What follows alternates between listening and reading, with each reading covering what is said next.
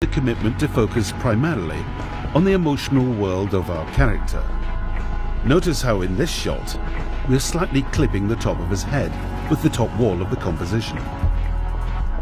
Let us take a moment to fix that by ensuring that the top wall rides just a sliver above our subject's head. Much better.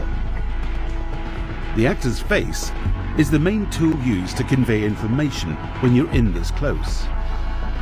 As we continue to move closer to our actor, his body can still communicate expressiveness, but it's the actor's face, and specifically his eyes, which start to become the centerpiece for these shots. Punching in even closer, we have the wide close-up. Close-up shots are used to gain access into the inner world of your characters. The top part of the frame usually rides just above the top of your character's head, while the bottom of the frame includes just a slither of the arm as it starts falling off from the shoulder. Let's give our character a little bit of lead room, which will give him some breathing room and help ensure that our frame has a more dramatic sense of balance. There we go. Now let's talk about the full close-up. This shot can be tricky, since the framing can quickly become awkward if we lose the subject's eyes or chin.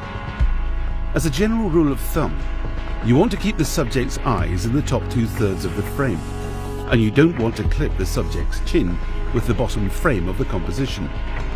In this shot, we've included a little bit of the subject's shoulders, and now we're allowed to cut the top of his head with the top wall of the composition.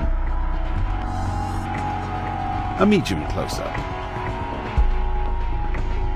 A medium close-up will punch in a little closer. Notice we start to lose more of the top of the subject's head.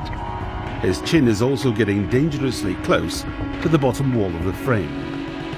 The benefit to this shot is that it allows you to dig even deeper under the character's skin to see what is beneath the words they're saying. It should also be mentioned that budget-minded independent filmmakers often like tighter shots like this because they're cheaper and quicker to light. Now let's move into an extreme close-up. An extreme close-up goes a step further, and we allow the chin to dip below the bottom wall of the composition. In this shot, we frame the bottom wall just below the subject's lips. This is as close as we can get into the inner world of a character before moving into macro close-ups.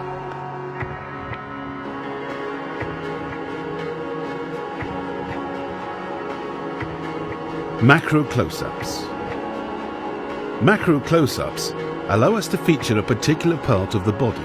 For example, a wristwatch, as we can see in this case. This shot is common when a filmmaker is trying to punctuate a narrative point. For instance, a character walking along the side of a desolate highway at night by themselves might hear something moving in the bushes to the side of the road. The filmmaker, in this case, may decide to shoot a macro close-up of the character's ear to help punctuate the sound.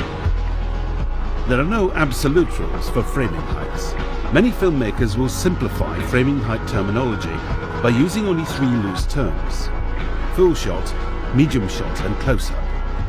The definition of some of these framing heights vary from set to set, so make sure you talk to your crew members beforehand to make sure you're all on the same page.